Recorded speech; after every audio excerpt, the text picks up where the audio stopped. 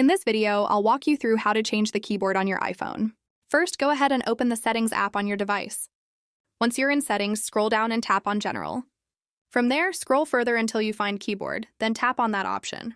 At the top of the next screen, tap on Keyboards. Here, you'll be able to add or remove keyboard languages. As you can see, I already have several languages set up. If you'd like to add another keyboard, just tap the Add New Keyboard button at the bottom. Then select the language you want to include on your iPhone. You can also go back to the previous screen and tap on One-Handed Keyboard. This allows you to shift the keyboard to the left or right side of the screen for easier typing with one hand. For now, I'll keep this feature turned off.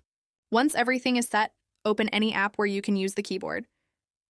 I'll use the Notes app as an example. When the keyboard appears, look for the globe icon at the bottom left. Tapping it will cycle through the different keyboards you've added. You can also press and hold the globe icon to see a list of all available keyboards, along with settings where you can adjust language or layout. And that's really all there is to it.